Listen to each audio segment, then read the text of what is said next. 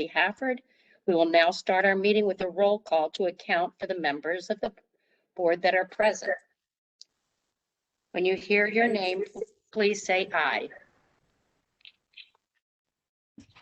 Mr. Schweitzer, Aye. Ms. Panero, Mr. Hartman, Aye. Mr. Halitka, Mr. Halitka, thought I saw him. Mr. Johnson, Ms. Wolfson, Mr. McGinnis, Mr. Heckman, Aye. Mr. Heinel, Mr. Heinel, Mr. Perlow, Aye. Mr. Warren, Mr. Warren, I know he was just there. Lost Mr. Warren. Okay, Mr. Caligari, Aye. Mr. Fotis, Mr. Avery. Aye. Okay. Please join me when reciting the Pledge of Allegiance.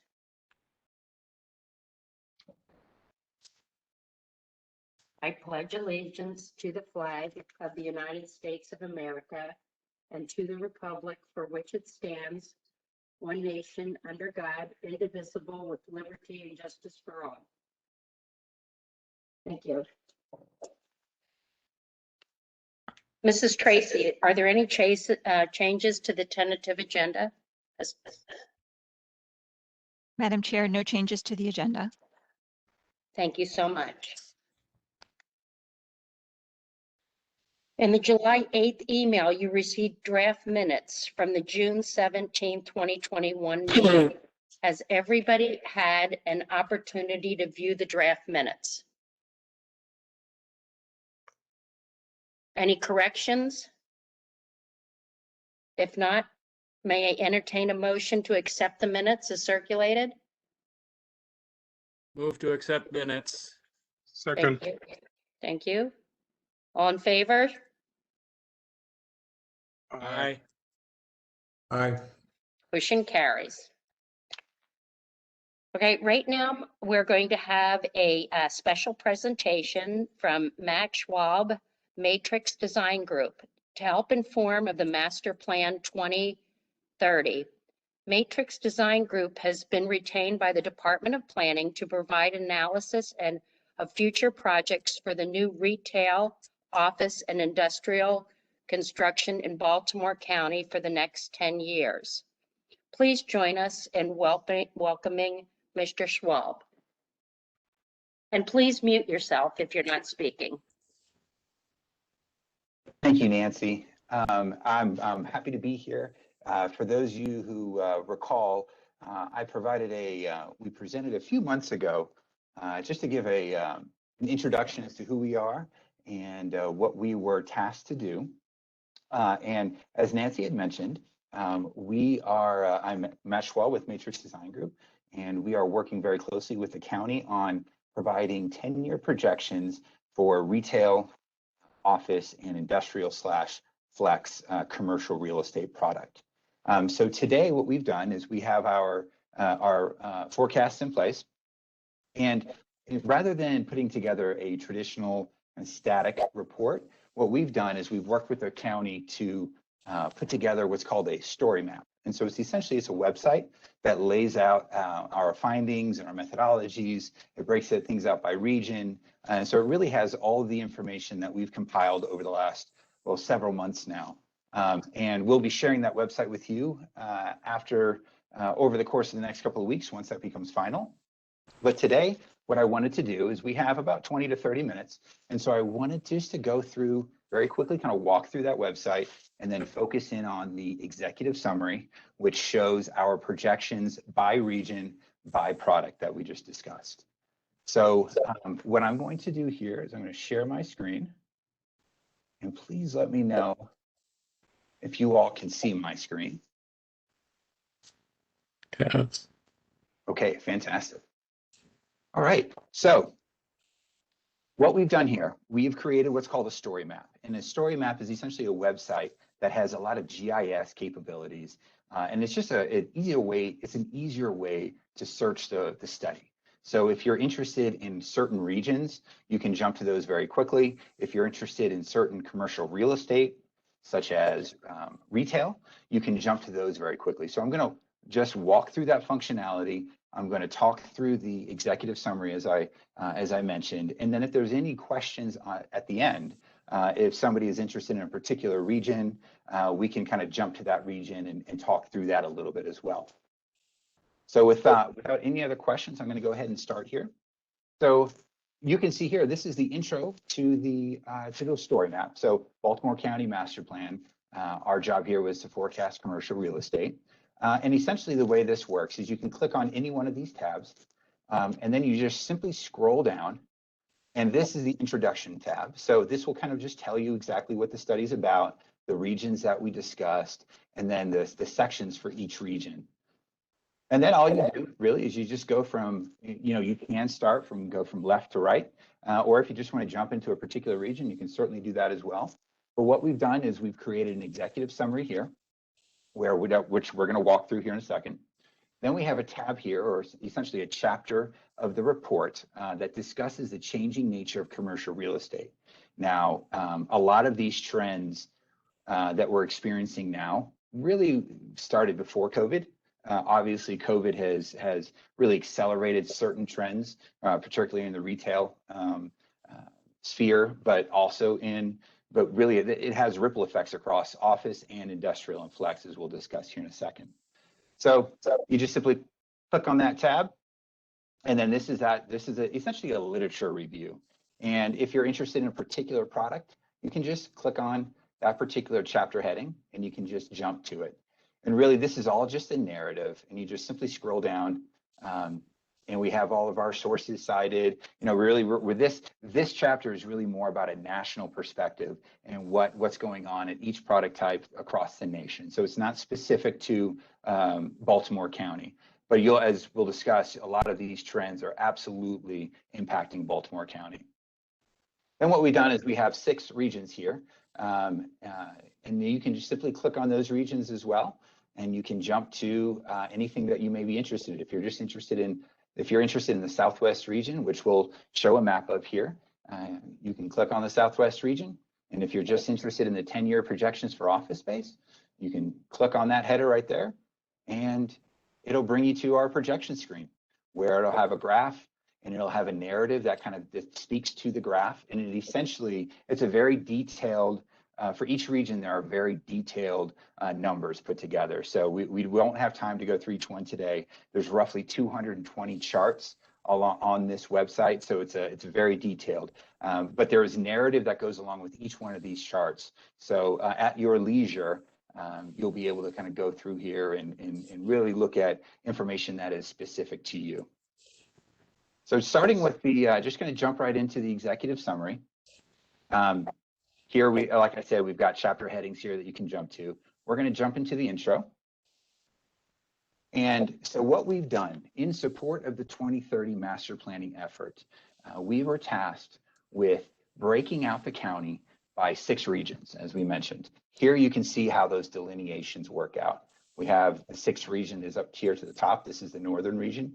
And really, we identified these regions working with the county, and we grouped these together by census tract, taking into consideration the ERDL, right, and the development restrictions inside the ERDL. So we're really focusing within the ERDL itself. Yes, in the northern region is certainly outside of that ERDL, but this is something the county was interested in us taking a look at. So we went ahead and provided projections for that as well. And on this map, we have each of these regions broken out. We have a legend that talks through all of the opportunity zones, the commercial revitalization areas, the enterprise zones. We map out all of the fiber optic lines. We map out all of the commuter lines, so the MTA commuter line, the railroads, bus lines, and then you can see here where we've got just each one of the regions and the shade in which they're colored. And so scrolling down, I'm just going to jump right into our projections. And so our first projection is looking at retail use. Now, retail is a very broad use. There's a significant amount of subsectors within there. There's grocery stores, there's food and restaurants, there's electronic stores, there's the mall, there's traditional mall type uses, there's automotive in here. So there really are several components in here. And our task was to aggregate those together to look at net new demand. So what we're looking at here is net new demand for retail space by region. We have our regions identified below. Central is in yellow, red is in Northwest, Northeast is in the grayish blue area, the Southeast is in blue, and the Southwest region is in a brownish, and then the Northern region is in more of a navy blue here. And what's neat about this, if you're only interested in a certain region, say you're interested in the Northwest region, which is in red, you can click on all those regions that you're not really interested in, and it will take those data off the graph. Excuse me. So we're going to go ahead and click all these back on here so we can compare them all. Okay, so now what we mean by net new demand, getting our terms correctly is very important in understanding these.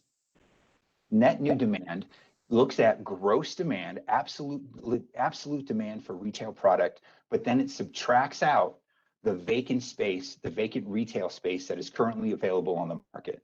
So some regions are overbuilt. Some regions have a lot of excess property. Some of that is due to COVID. Some of that is just due to overbuilding over the last decade, which is really a trend that we see across the nation. So there will be gross demand in every region. There's always demand. There's always a growing population. There's always growing incomes. Demographics are constantly changing within these regions. So that's going to provide demand. What's important, though, when we look at new construction or new development is whether or not that new demand is going to absorb what we call currently available product on the market. So starting with the central region, we see negative numbers here, right? So that's because right now the central region has roughly, I can tell you exactly, right now the central region has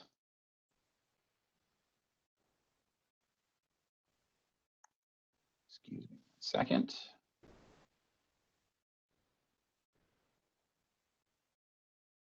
Right now, the central region has roughly 1 million square feet of retail product that is currently vacant. And so the reason why these numbers are all, and these are by acres, by the way, the reason why these are all negative is because that we are projecting that it's going to take until 2029, essentially, 8 years from now, for that 1 million square feet to be absorbed and for new construction to be triggered by 2029. Now, the reason why growth is slowing down is the growth of e-commerce, right? E-commerce is beginning to eat into some of the demand for brick and mortar. Brick and mortar will not go away. There's simply a reshuffling of how brick and mortar is being used. And what's interesting, though, is that because e-commerce is growing, you're simply moving demand from brick and mortar retail to that light industrial product or flex product where those distribution warehouses can be established. So we'll get into industrial and flex here in a second. But the regions, so all regions are showing positive demand for brick and mortar retail by 2030. The greatest regions, however, are by 2030, the central is looking at about 3.5 acres of retail demand. The Northwest region is about 11.3 acres. Northeast is 18.1, so that shows the greatest amount of demand, and that's really driven by growth as well as limited product that's currently on the market. And then the other region that has a high demand is the Southwest region at 8.2 acres. So before we move on to industrial and office, are there any questions on the retail product? Hey, Matt. Yes, sir. Question is, do these changes in demand take into account, for instance, in all the areas, take into account demolition of older buildings and so forth that would obviously take away from the current retail space available? Right. So this assumes a baseline at 2020 product at the end of 2020. So what's currently on the market, what's currently available there. It does not assume any demolitions that could occur, or essentially redevelopment that could occur over the course of the next decade. We just don't know what that's going to look like. I'm sure it'll happen. Baltimore County, as you all know, is a mature county with respect to its development. And so there is a lot of redevelopment opportunity. But that doesn't take away any, even if you were to demolish, say, 20,000 square feet or 1 million square feet, that product would still be needed to come back on market, right, in order to fulfill that demand. So this does not take that in consideration because we're just not sure if it will happen. All right, thank you. Or what year it would happen in. Thank you. Hey, Matt, Any other questions with Reed? Yes, sir, please. can you help Yes, sir. me? So, like, this table shows things by acreage, and I have a hard time sort of Yes. conceptualizing. So, like, how much square foot is in an acre? 43,560. Now, here's the complicating factor when we translate that to square footage to acres. Is there's what's called an FAR, or floor area ratio, and it's different based off of different zoning criteria. So some areas have a higher FAR, and the higher the FAR, typically the denser the development. And we really don't see this in retail product. Is typically retail product is 1 story. It's at the bottom. Perhaps it's at the bottom of a multi-story building, but it's normally at the ground level. So what we do in our calculations here is we simply take an FAR 1, or essentially in order to get the square footage, you would just, and I can provide the square footage for you. That's an easy translation for you. So are you interested in a particular region? More just to get a sense of, so if it's an increase of 2 acres, how much, as you were Yeah. saying, is that a 10,000 square foot building? Is that, I'm just trying to get a sense of mapping it to Yeah, something. Maybe planning could jump in, because it's my belief that you have to have 8 acres to get a major shopping center. Because you have parking, stormwater management. So right, there's setbacks. There's a whole host of developmental restrictions. So to put a 1 acre building, you got to have 3 acres of property. I mean, I'm Correct. just exaggeration, but like. Yeah, and so Todd, so that's a great point. So typically, the higher the FAR that we would use, if there was a 2 FAR, that means your floor plate would be much smaller, less acres, but your building would be taller, right? So as you tend to get into those downtown areas, those urban cores where density increases, your FARs tend to increase. When you're in a suburban region, a suburban area, those FARs tend to be much lower. They tend to be 0.3 to 0.5. And then that means there's a larger acres, that means there's more acres per square foot of demand that needs to be required. But Todd, thanks. Those kind of rules of thumb, I think, are useful to know. I would have planning back that up, because I don't know that I'm exactly right, but I believe it's 8 acres for a major major shopping center. So I think that's like the minimum it has to be, but I'm not exact. Maybe it's 8.5. I'm not positive on that. So any other questions on the real estate, on the retail? And I just want to stress that when we look at these numbers, the negative numbers do not imply negative demand. They simply imply that there's an excess of current property that's available that needs to be absorbed or taken off the market, as the first question alluded to, before new product needs to be constructed. Okay, so moving down to industrial and flex.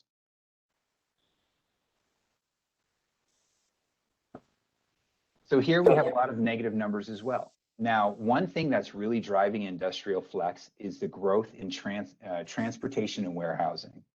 So when we look at Southeast region, let's look at that map one more time, just so you can get your bearings. Here's the Southeast region. Now, there is a lot of industrial product in this region, and there has been a lot of growth of industrial product over the last few years. The reason why we are showing negative demand for industrial product within this within the Southeast region is because currently there is close to 3 million square feet of either product that's under construction or it's vacant and available to be leased. So that 3 million square feet would need to be absorbed over time. And based on employment projections within that region, and we can jump to the Southeast region and really get into the specifics if you'd like. What we're saying is essentially that 3 million square feet of product under construction versus total available is sufficient property or sufficient amount of product to last that region for the next 10 years.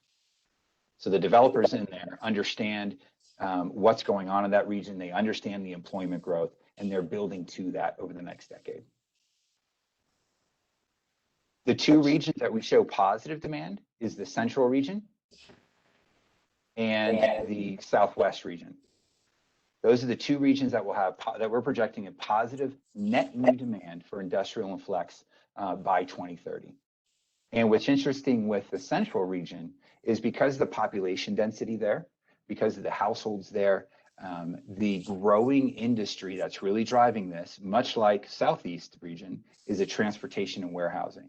So as the Amazons of the world, as they begin to build out their infrastructure, their networks, they want to be closer to residents because they're focusing on same-day delivery, 2-hour delivery. And in order to do that, they need smaller, more dense distribution hubs closer to residents.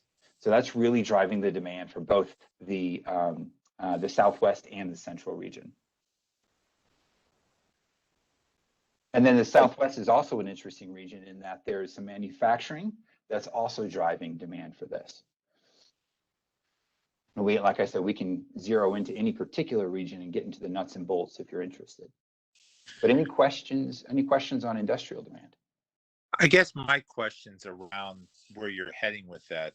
I strongly agree that transportation is the major driver, but is the supply we have today suited to the warehousing and transportation needs of today? Meaning, you know, we have 26-foot ceilings versus 36-foot ceilings. Right.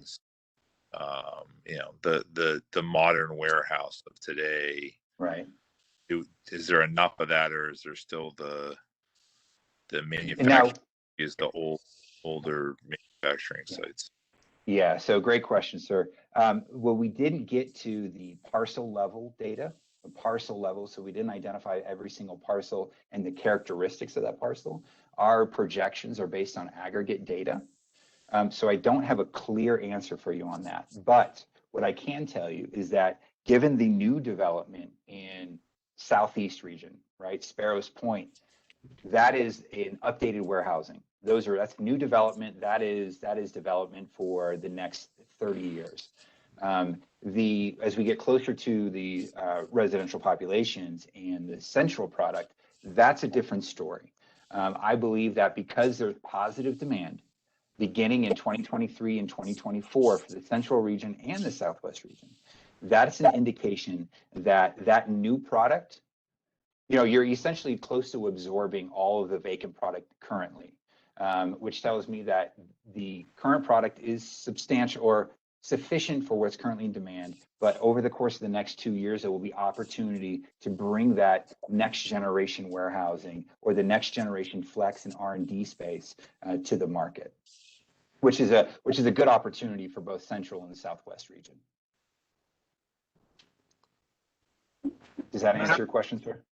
Yeah, I think as I would argue, because I'm trying to finance a number of these, that there's still, we're going to have revitalization.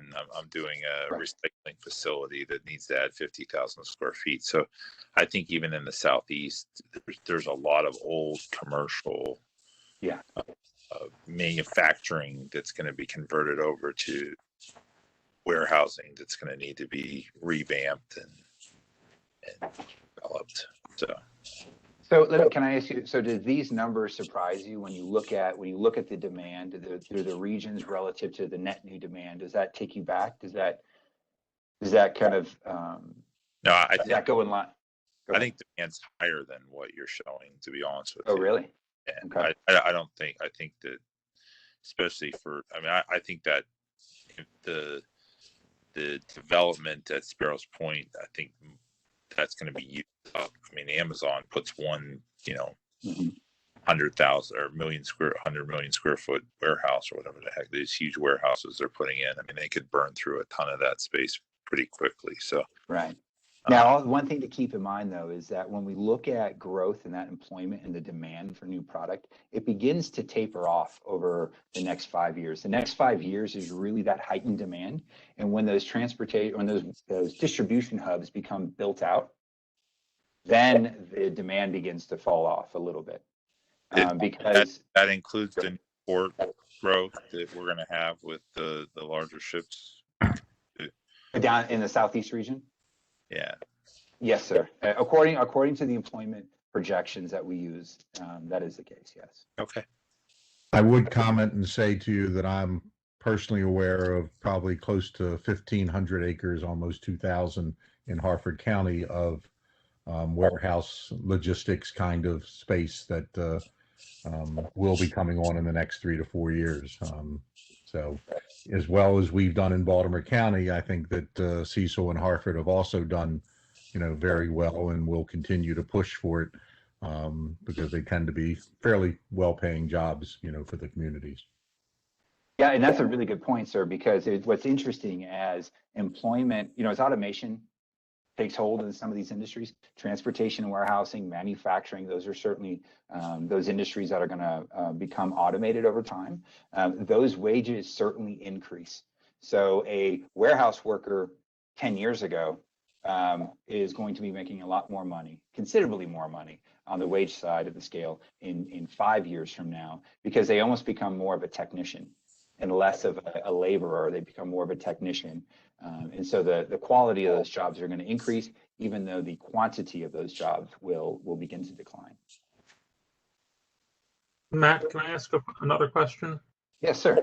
Please. With all of these tables, is there sort of a bit so this table is showing that in the Southeast region, it's about a decline of 40 acres in 2020, but that's from a base of how much? So currently, let me pull that up for you. I'm going to ask the question. Yeah, you don't need to tell me, but is there a table in the report that would show me what the base is? Yes, sir. So here, and I'll show you real quick. So let's hop over to the central region. Then we can go down to the office industrial 10-year projections. And in fact, let me just really quickly walk through this. So for each of these products, the retail, the industrial, and the office, the layout is the same for each. So we begin, this is just industrial, we begin with the historical real estate performance. So we show you the rents and how they've changed over time, right? Increasing rents and decreasing availability tends to generate demand, right? We can also see, so we have rents, we have total available space, right? So in this particular region, industrial, the available space is declining, which is a trigger for development, and rents are beginning to increase. Even though they fluctuate between $8 and $10 or so, they're on an upward trend through the first quarter of 2021.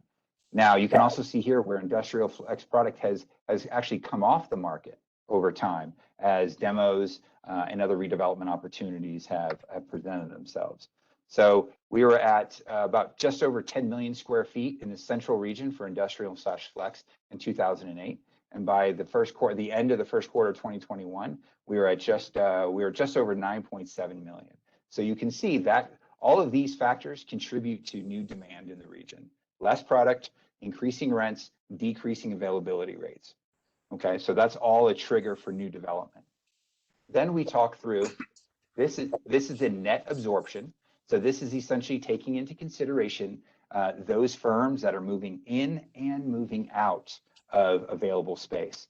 So you can see here where it's negative some quarters, and some quarters it's positive. Then we quickly then we get more projections, and I'm going to answer your question here, sir. we talk through the employment composition because it's employment that drives industrial flex product and office. So what we're showing here is that in the central region, by 2030 in blue, transportation and warehousing sector is going to increase, is projected to increase between 20% or just shy of 20%, 19% to 26%.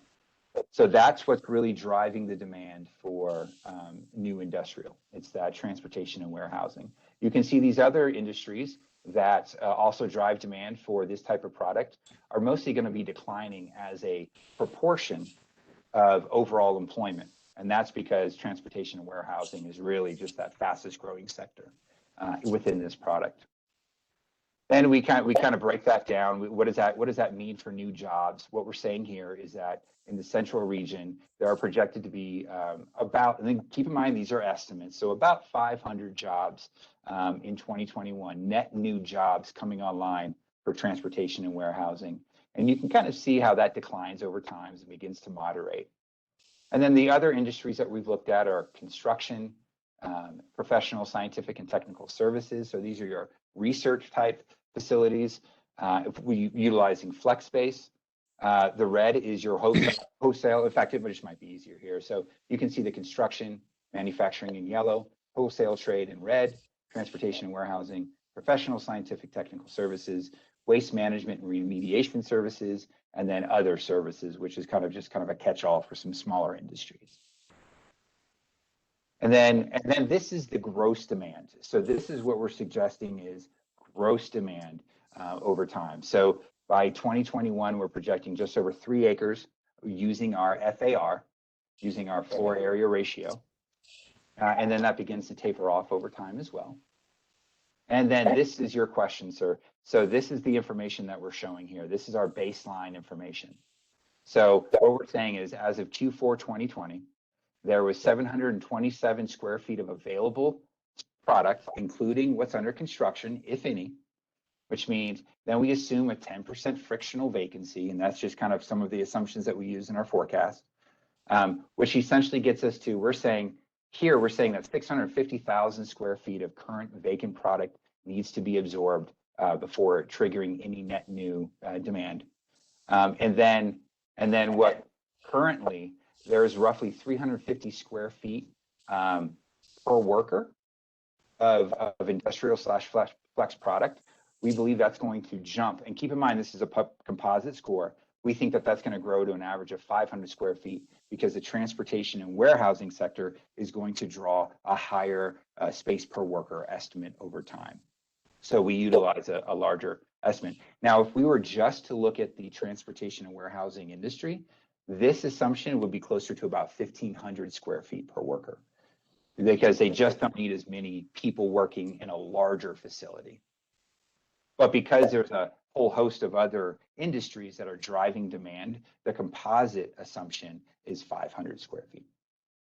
So these are that baseline information, sir. So to answer my question, in this case, it's like 9.7 million square feet is the base on which some of these other numbers are being calculated. Yes, sir. That 9.7 million is is the total inventory, of which 650,000 or so is currently available. Right. Okay. Thanks. Yes, sir.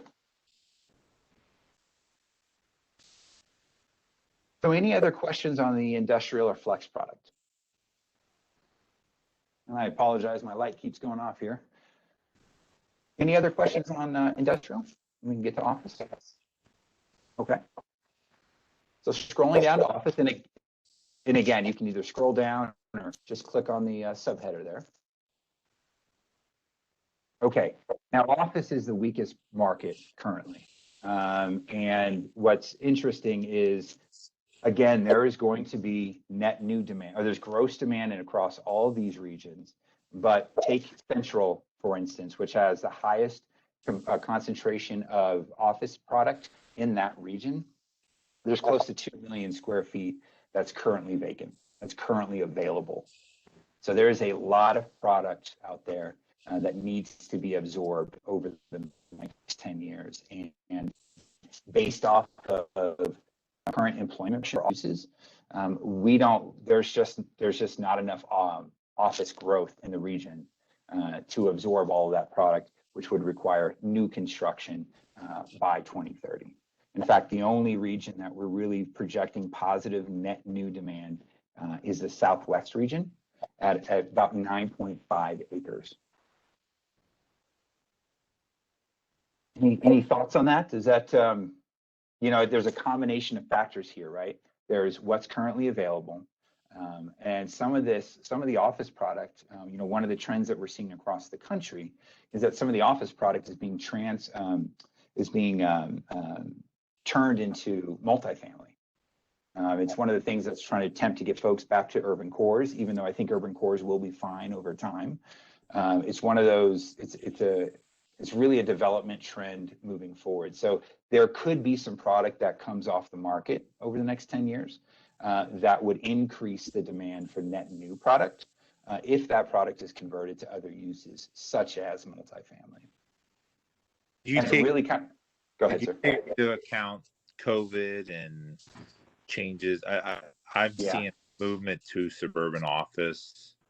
Correct. And so, yes, sir. And so one of the things that, one of the ideas that's going to happen, or one of the ideas that a lot of developers are having now is this hub and spoke concept, where the urban core is your hub for office. But because of COVID, they are trying to make this argument that there needs to be more of spokes that reach out into the suburban core. So with that's going to be more collaboration space, kind of like the WeWork model, where folks who may live in suburbia don't have to necessarily commute as far to the urban core.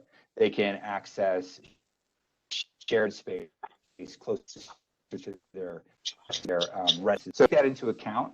The one thing, though, that I keep seeing, and it's still too early in the recovery to have, I think, a good idea of this, but it's a mixed bag in terms of the industries that are coming back to the office relative to those that are going to be able to still work from home. Those tech jobs, we're really seeing a struggle between working from home and coming back.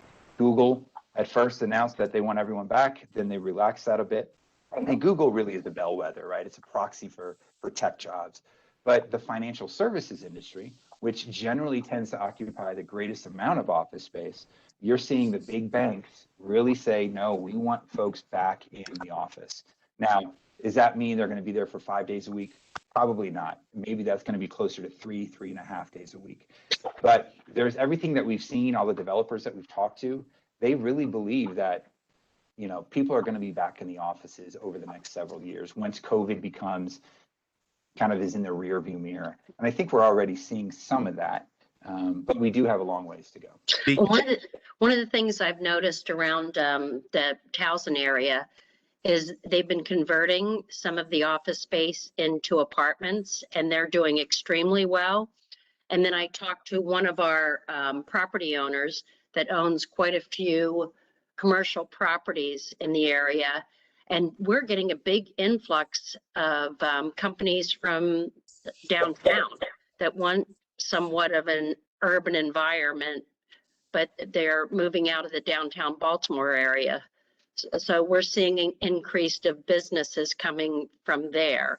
Yeah. And another thing, since we have 350 businesses as part of our organization that I'm hearing, is for new people working at home, it's very difficult. You need to be in an office. So you get to know, talking down the hall, talking to people around, like in CPA firms, they can't stay at home all the time. So Yeah. they are starting to move them back in. Yeah.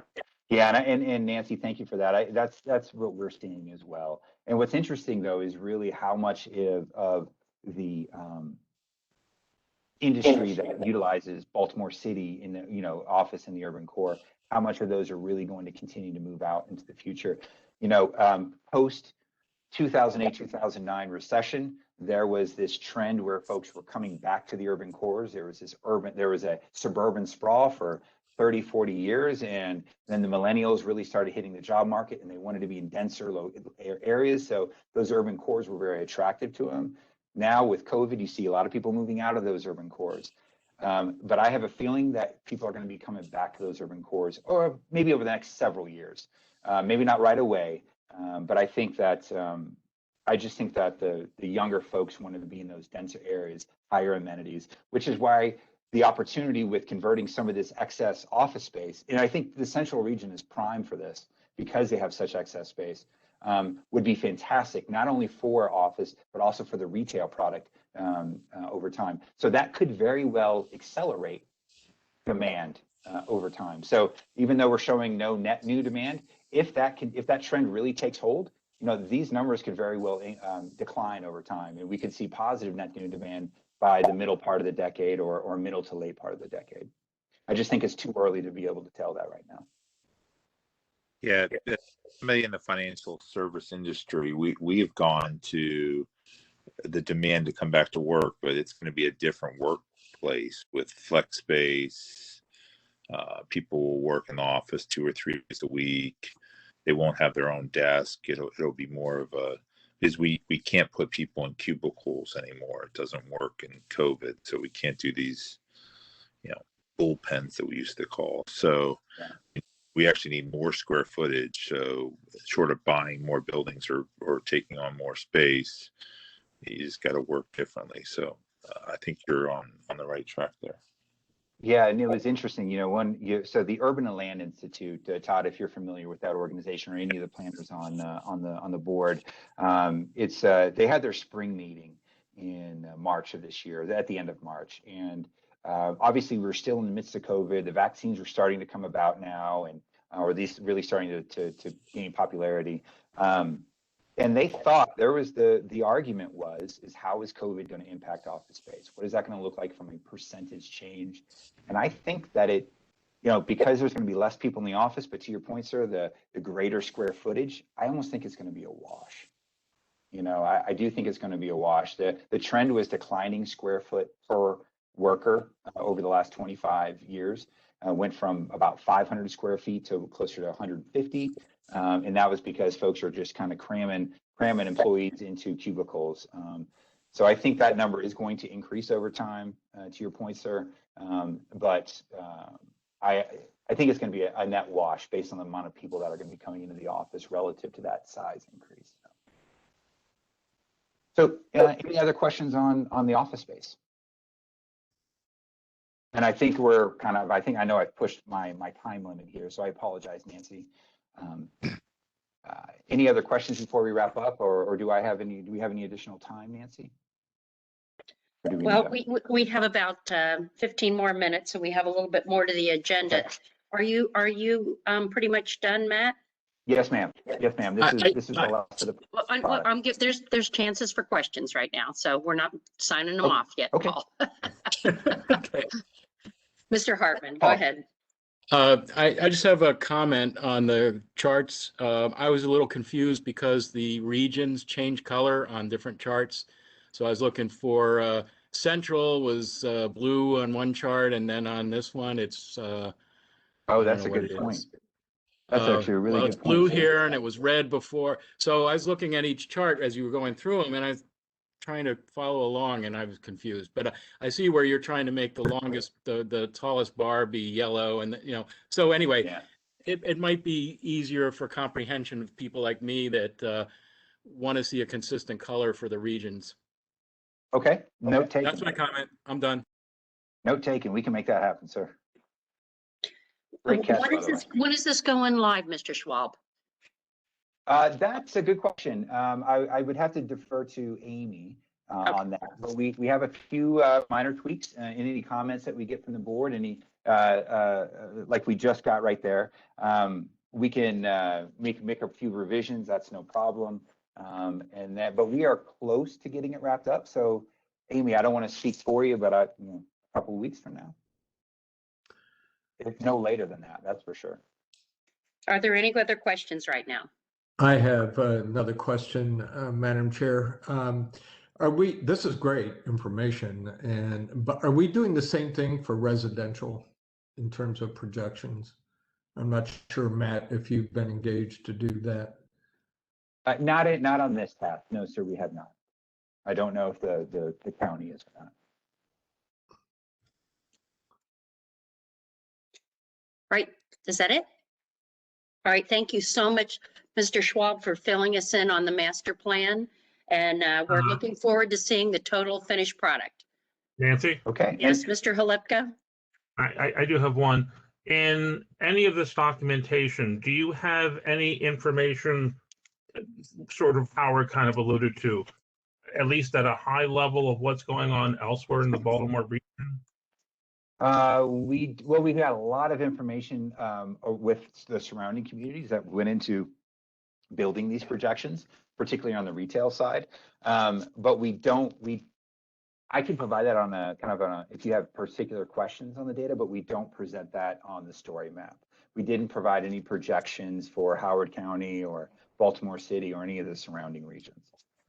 But we do incorporate those data into our projections. Okay. Was there something in particular that you were? I guess, with that, it's nothing particular, but like, okay, how much flex space, how much do we think, how much in the region as a whole, what percentage of that is Baltimore County going to get? Yeah. I can't figure that out if I don't know what the rest of the region have. Yeah, so we specify, we looked at Baltimore County specific. We did not provide projections for the remaining regions, but like I said, we did consider what is going on in the surrounding region and what would leak out into the surrounding region versus what could be flowing in, and particularly on the retail space. Yeah, I think that's a great comment because, like in the southeast, Howard County, where it's $500,000 a square foot for commercial land, which drives some of that demand into Baltimore County, which I think that would be helpful to be able to see some. But Well, now that information is available. The county does have access to that information. They subscribe to a fantastic, very powerful database, CoStar, and all that information can be pulled out of that database. If there's questions, we can. One thing of interest, and I'll let this go, and I'll end it here. The demographic growth in the region, so population, household, is relatively small. There's not a significant amount of growth on that end. What's really driving, what I was surprised to see was that you have a much larger demand on the employment side, the industrial side. So your jobs are growing much faster than your residential regions are growing. So that bodes well for the office and the industrial product. All right, any other questions? Well, thank you so very much, Mr. Schwab. We appreciate your time. And Okay. it looks like a wonderful piece. We can't wait to dig into it. Nancy, Yes. it's Amy. I'm just going to let you know that it is live on the master plan website already. Oh, good. There you go.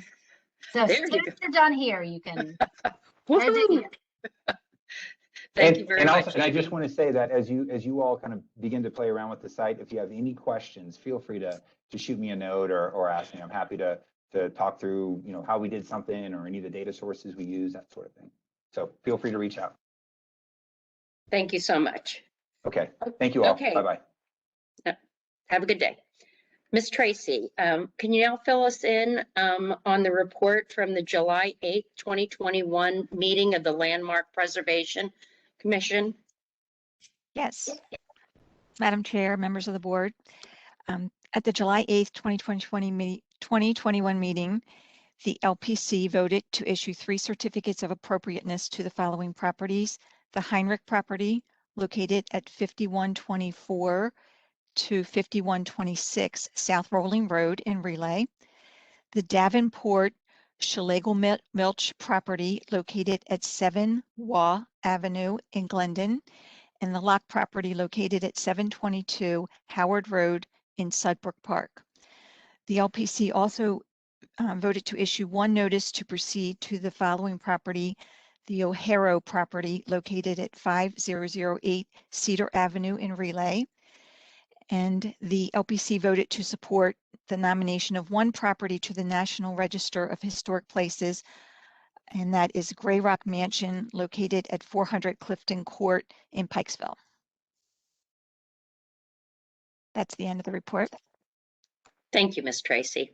Now will you fill us in on legislation recently passed by the County Council following our last meeting? Yes, thank you. Since the last meeting, Bill 5521, Capital Budget, Bikeways and Pedestrian Access, for the purpose of amending the 2021 to 22 capital budget by appropriating to the capital budget monies derived from state funds and made available to the county from the Maryland Department of Transportation. This includes funds for an at-grade crossing of Bloomsbury Avenue for the Short Line Trail. Bill 5821, Plan Unit Developments, for the purpose of amending the Baltimore County zoning regulations and the Baltimore County Code in order to clarify the County Council's authority to make certain amendments or modifications to a proposed plan unit development. Bill 59-21, Design Review Areas, for the purpose of requiring the Design Review Panel to review development plans for proposed developments located in certain commercial revitalization districts. This bill includes the review of non-residential and residential development plans within the Honey Go Gateway Commercial Revitalization District. This also designates the Honey Go Gateway Commercial Revitalization District as a Design Review Panel area within the CMDP. Bill 61-21, Zoning Regulations, Dormitory and Purpose-Built Student Housing, for the purpose of providing the definitions of, quotes, dormitory and, quotes, purpose-built student housing in the Baltimore County zoning regulations, providing supplemental regulations for purpose-built student housing. Bill 6221, Zoning Regulations, Uses Permitted, Residential Development Proposals, Existing Golf and Country Clubs in the RC4 zone, for the purpose of authorizing residential development on certain development tracts improved with a golf course and country club in the RC4 zone. Resolution 86-21, amend locals open space waiver fees. A resolution to amend certain local open space waiver fees, particularly related to Tier 5, in parentheses, dormitories and purpose-built student housing, elderly and senior housing, and affordable housing. And that completes the report. Thank you. Thank you very much, Ms. Tracy. Well, Madam right now, Chair. that's the, yes. Madam Chair, if I may, this Steve Lafferty. I just wanted to point out that Bill 61-21, dormitories and purpose-built student housing, actually is adopted by the council in its bill almost word for word from the planning board report that had been issued subsequent to a task force that staff, the councilmen and others where they participated. So this is really, I think, the result of the work the planning board had previously done, and the board members who were there at the time should be commended for their hard work in passing along something that now will become part of the county code. Thank you very much, Mr. Lafferty. All right, right now, that's the conclusion of our agenda. Do I have a motion to adjourn the board meeting? Motion. Second, Second. all in favor? Aye. Aye. Aye. All right. Everyone take a few-minute break, and then we're going to reconvene at 5 o'clock. On the same, Yes, just stay here. okay, thank Stay you. here, stay tuned. It was a pain. I kept getting kicked out. It was terrible.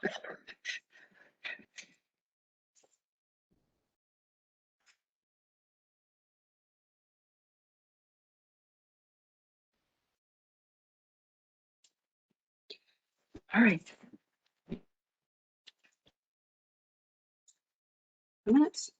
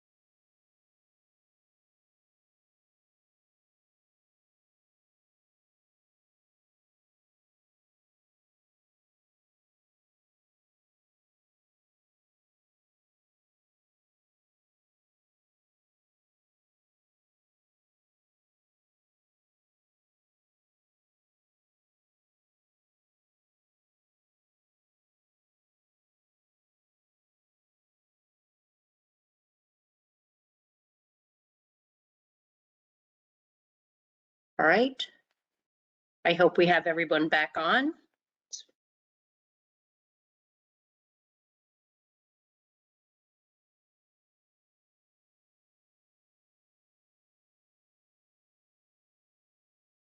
Okay, once again, good evening and welcome to the Baltimore County Planning Board public hearing for the Cycle 39 Water Supply and Sewage Master Plan amendments. This public hearing is now called to order.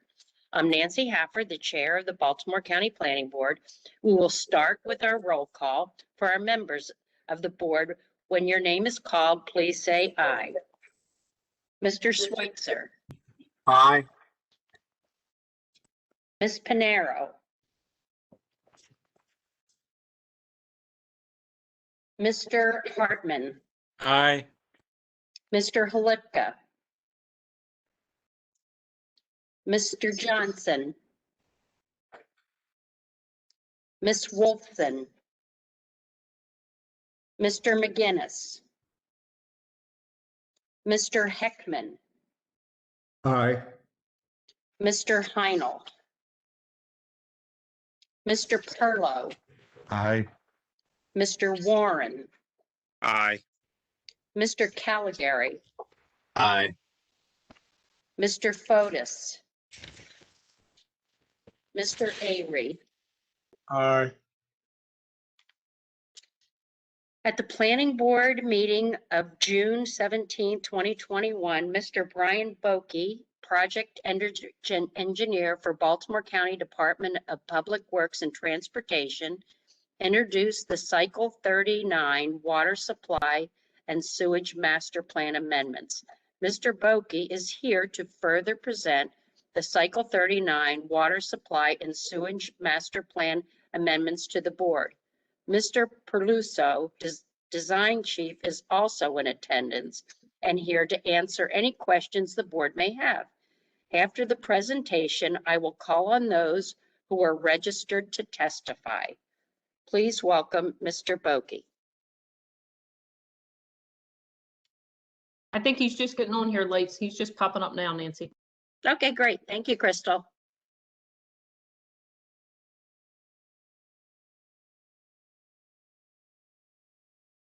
Hi, everyone. This is Brian. Good evening. Thanks for joining us. Oh, no worries. Sorry, I'm a couple minutes late. You're good. Are you ready to go? Yes, I'm joining from my phone. I'm hoping that you can run the slides like we did last time.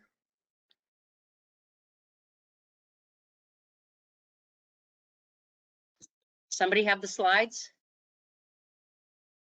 I have them. 1 second. Oh, good. Thanks, Miss Tracy.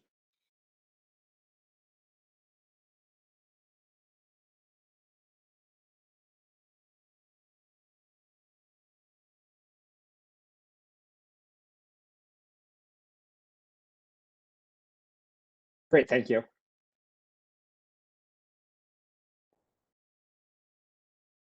Is everybody all set?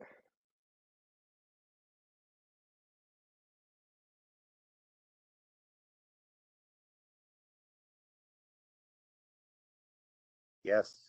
Yes, All we're right. ready to go. Good evening, everybody. My name is Brian Boki. I am from the Baltimore County Department of Public Works and Transportation.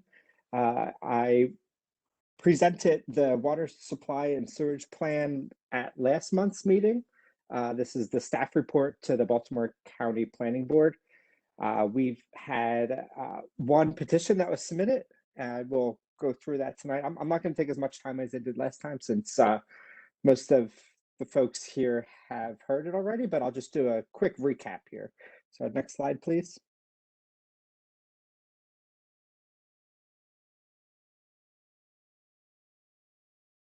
So the one petition that we received was from the Lafarge Quarry over in the east side of the county and Middle River along Eastern Avenue. Next slide, please. I have a couple more details on that. So it's a 400 plus acre lot that they are requesting to change the water and sewer designation from W567 to W3 and S567 to S3.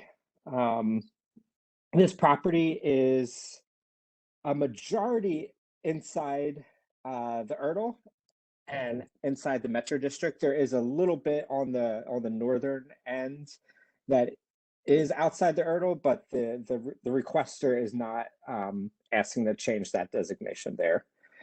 Next slide, please. And this slide just shows a summary of the agency recommendations. So Department of Public Works and Transportation, the water design groups recommend approval for this. And this goes back to when this was presented a couple cycles ago. We are interested in looping the water line in this area. This improves water quality and provides redundancy if there was ever a breakout in this area. So if this request went through, it wouldn't grant us complete permission. We would still have to petition a couple more properties, but this would be a good first step for the water design group.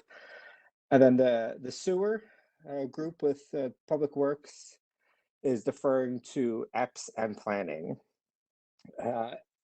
Here you can see EPS recommends water and sewer approval. And this is, based on the fact that there's some water quality issues out here, given the history of the site being the quarry. So they are in favor hooking these folks up to public water and public sewer. There are a couple properties there, as mentioned last time, that are on septic. So we would get those folks off of that and connected up to the public system. And planning recommended no change to both the water and sewer. And this was due to the recent zoning change in this area, which is RC 6 out here. So they're in favor of keeping this as a master plan study area as opposed to bringing services to this location. And next slide, please. Yeah, that's all I had. I know this time is set aside for public comment and feedback. We did receive written testimony, so I'm happy to answer questions regarding that, or if they wanted to, if they're on the line that wanted to speak this evening. Thank you very much, Mr. Boki. At this time, I'm going to call on those of you that have completed the online registration posted on the board's website to speak on the topic in order that you registered. Those who wish to provide written testimony during the hearing can also do so by typing comments into the host in the chat box, and the comments will be read to the board during the hearing. Please refer to the on-screen instructions for entering comments and procedures for speaking during the hearing. Right now, I'm going to call on the speakers and I'm going to remind them to please limit your comments to 2 minutes or less. Our first speaker is Mr. Bob Bentler. Mr. Bentler? Can you hear me? Yes, I can. All right. Thank you very much. My name is Robert Bendler, and I am the president of the Essex Middle River Civic Council, which is an umbrella group representing 20 community associations in the Essex and Middle River area. We are opposed to granting this change in the master water and sewer plan for the Lafarge site. We sent a letter to this effect, and I believe it is in your packages. We objected to this change when it was requested last year or in the last cycle, and we maintain that position in an even stronger way now, because, as was just mentioned, the property was recently rezoned to RC8. And I know you all are familiar with RC8. It is environmental enhancement, and I can go into the details, but not in 2 minutes. We believe that no changes should be made to the sewer and water plan until the 2030 master plan is completed. That plan should be completed within the next year, and whatever changes are made to the sewer and water plan should follow the master plan. I also should point out that Kathy Bevins, our county councilwoman, has appointed a special study committee, which is in process right now and is expected to report out in the next 4 to 6 months on the best uses for this property. They will evaluate all the options and determine what is in the best interest of the county as far as the use of this property in the future. There is absolutely no urgency to move forward with any changes right now. So delaying it until the master plan is done hurts no one. There are no serious development plans that have been submitted or even considered. And the property is still in the process of reclamation. It is an immense quarry that will take years to fill, and it is not being compacted. So consequently, development of it will be postponed due to the lack of compacting, even if it is developed. So basically, our recommendation is that you simply defer a decision on this for at least a year or deny it and reconsider it after the master plan and after the study committee has done their work, and then make the decision based on what the true future of the site is. Thank you very much for your time. Thank you very much, Mr. Bendler, for your comments. Now I'm going to call on Mr. Chris Mudd. Good afternoon, everybody. Can you hear me? Good afternoon, Mr. Mudd. Can you turn up your speaker? Sorry. Can you hear me now? Yes. Okay. Good afternoon, everybody. Christopher Munn here representing the. Going in and out. Mr. Mudd, you're not clear right now. How about now? Oh, hang on.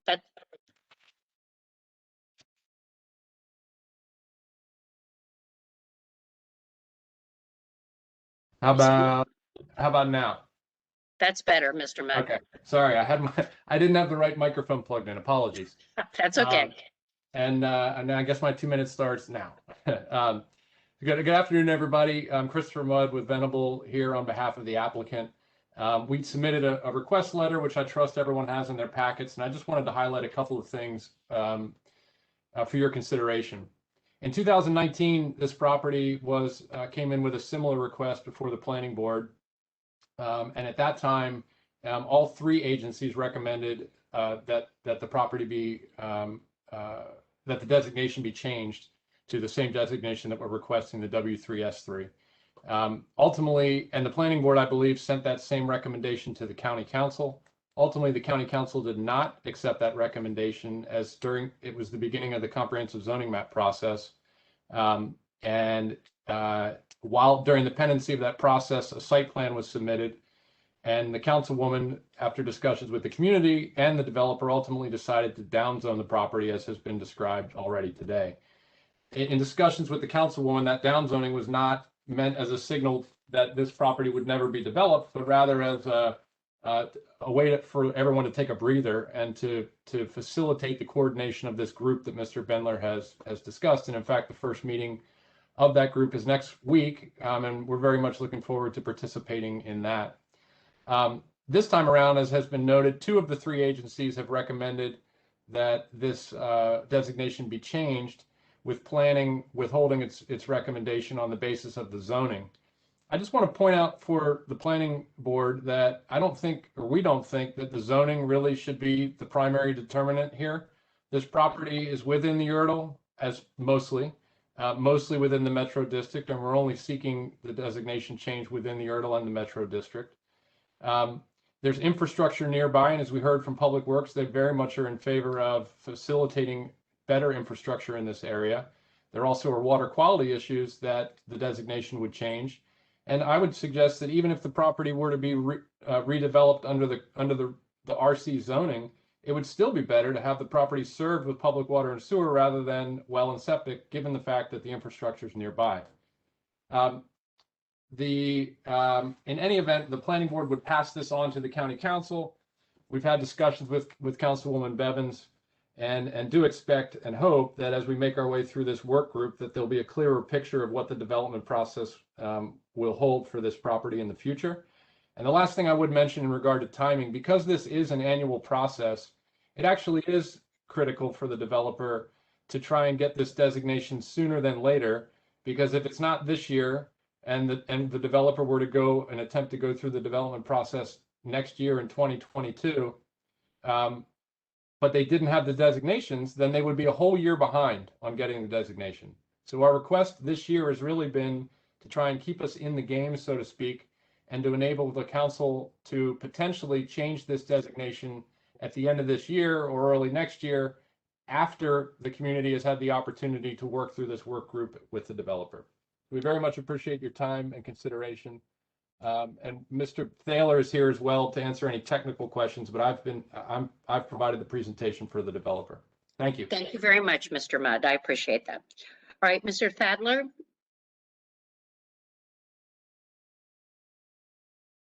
Mr. Thaler, are you on?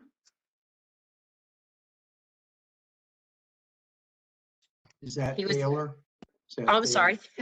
Yes, yes, Taylor. Ms. Havard, can you hear me? Yes, I can. Thank Oh, you so hi. much. Hi, Thanks for the this is- correction. I'm sorry, I didn't recognize my name. I'm so sorry. This is David bad. Taylor. We're pleased to be the engineers and planners for the site. We filed it again this year. Mr. Mudd, as usual, was a wonderful wordsmith. I'm really not sure that I can add anything other than we would like you really to send this up to the council, who, as the planning committee that Councilwoman Bevins has appointed concludes, that will conclude by the end of this year. We'll kind of all collectively decide how this will proceed. However it proceeds, it's going to need water and sewer. It's in the Erdel. It's a old quarry. And really what we're asking you to do is approve this and send it up to the council, who will make the ultimate decision. And I'll just remind the board members that you did approve it and send it up last year. So thank you very much. Thank you very much, Mr. Thaler. Thank you, Ms. And thank you to all of our speakers that spoke this evening. The planning board will take all the comments into consideration. Ms. Tracy, have there been any comments in the chat area? Have you received any comments? I do not see any comments in the chat. Taylor, do you see anything? Nope. Okay, thank you all. And Mr. Boki, thank you so much for your presentation. Does the board members have any questions right now? What's the likelihood of failure of, I mean, you say you need a water backup. I mean, is there an issue there? And do we have an issue with contaminated water or septic issues with the surrounding houses? To your first question, there's no pressing issues in this area. There's not a history of water main breaks. And to your second question, no, we do not have water quality issues out here. Again, just the way we like to design water systems are in a loop. So if there is a break in a particular section of that loop, that can be isolated, and the surrounding community could still have water service. Additionally, if you don't have that loop in the system, the water sometimes sits stagnant as opposed to continually flowing. So there may be some turbidity issues, there may be some discolored water that, on occasion folks may see. But again, no history of breaks or water quality issues that we know of in these areas. What would be the impact if there was a break? Is this like a large population area, or is this the whole east side, or is this just it's that area going out, like heading east from, I guess, around Martin State Airport, out to some of the peninsula communities off Eastern Avenue. So Oliver Beach is out that way, and some other those towns. All right, thank you. Any other questions? I have a question. How long do we anticipate this task force, or whatever we're going to call it, for how long is that going to take place?